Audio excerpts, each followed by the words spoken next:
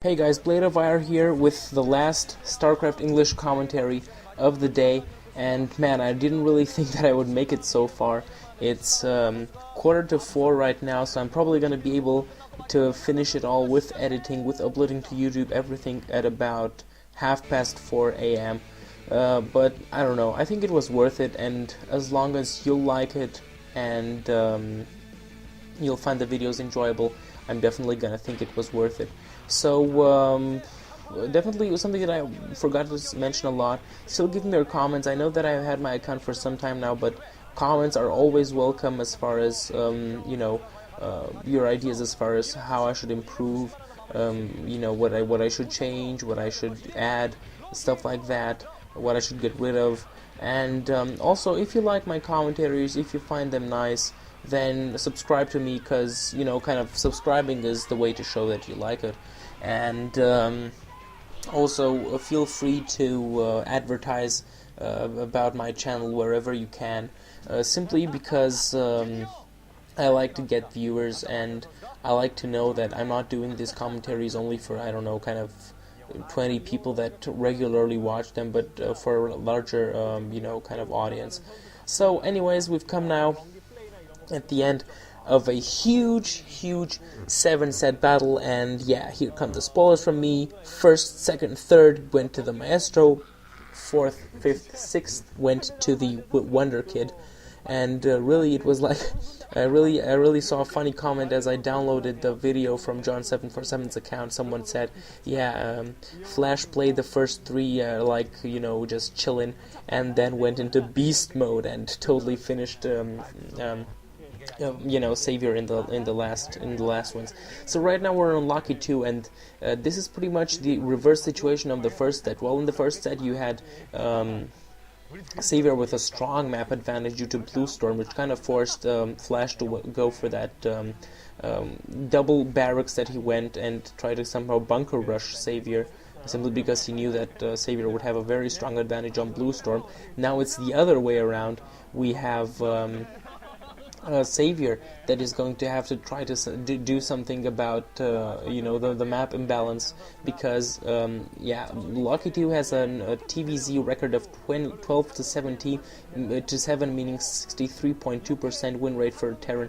So and anyway, it's quite imbalanced, especially because of the whole idea that Terran can get his expansions fairly easily, and can also protect them easily with some siege tanks up on the ridge and everything. And Zerg is usually eventually forced to kind of overexpand after he has the first 2 or 3 ones, and then it's quite easy for Terran or Protoss to pick them off one by one. And especially since we saw Flash doing this, picking off expansion after expansion and feeling exactly where they were in the last 3 sets on much larger maps, I think that on Loki II is definitely not going to have any problem whatsoever.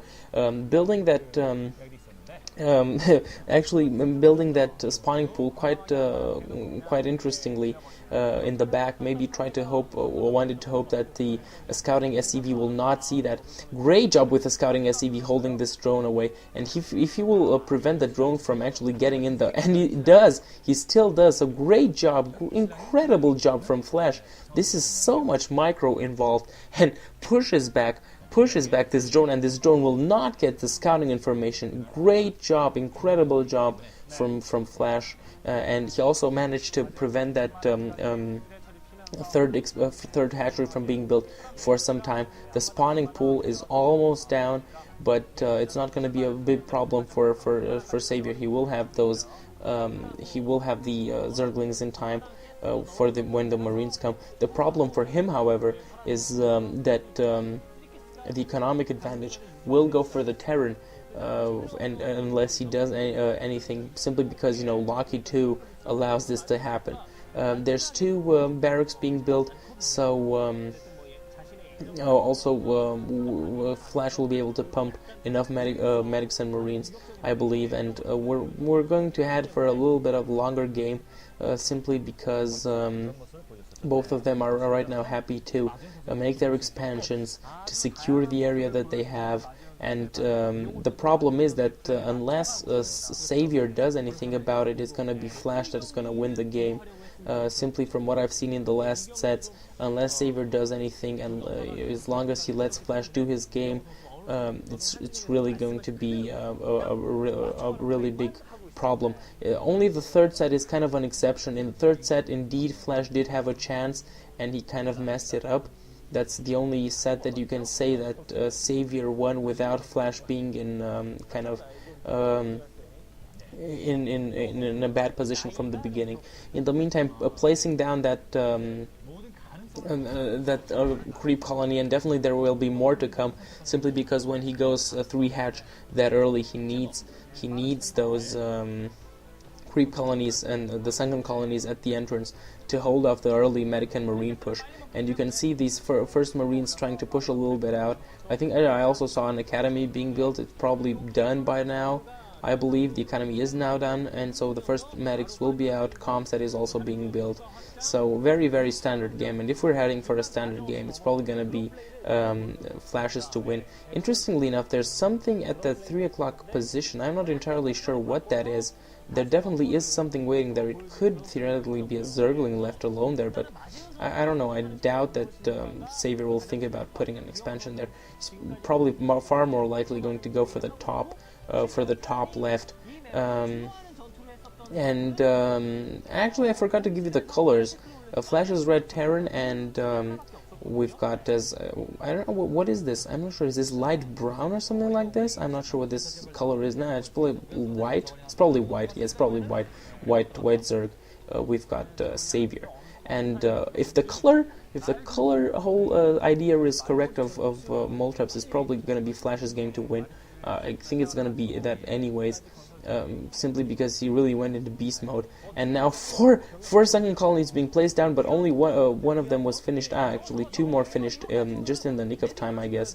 So by the time these reinforcements will arrive, Savior will be able probably to defend against this against this attack from Flash. Flash in the meantime has 3 barracks, also a factory I just saw. So he's just doing his game. He's playing as he wants, and this is really what Savior does not want to see. This is really what he has to fight against. Spire going down at the moment, but the Spire is fairly late. I also saw the engineering bay, and so also gives Flash enough time to wait until he starts building his until he starts building his missile turrets. And also, since the starport is going down and the science vessel will also follow afterwards, it will mean that the science vessels will be out fairly soon, and that pretty much gives the mutas no power whatsoever in the air, because Irradiate is such a beast against mutas, against stacked mutas, and it totally rapes them. And so in the meantime, building a couple of missile turrets. I think he learned from the last set where he lost quite a number of supply depots. Actually, now he's building also around the supply depots a couple of missile turrets to prevent them from getting lost. So he has already his first group of mutas flying around with them, and I don't know where he's heading towards this top position. I'm not entirely sure. Actually, you saw that. Yeah, I don't know if he knew that SCV was there, but it looked like he knew that. Whatever. In the meantime, already quite a number of missile turrets, and I kind of feel that Flash will be able to defend against this one fairly easily, simply because he's got missile turrets all over the place, and those science vessels will come out eventually. And when they do, it's really going to be a lot of problems for Savior. Savior does not have enough Mutalisks at the time. I think he probably had 9 of them, since he had kind of 3 hatcheries times 3, 9. So he's got 9 mutas, I guess, at the moment, flying with them around. But they didn't manage to do a lot. They might try to go and pick up a couple of marines here, but actually they retreat once more. And so quite inexistent muta harass up until now.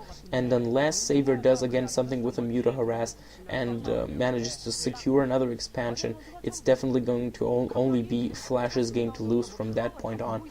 And he's going in again for the main. He's reinforcing also with Zergling, so going for the mutiling strategy.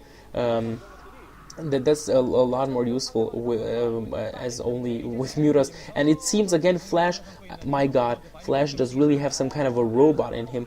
He totally feels exactly where his opponent will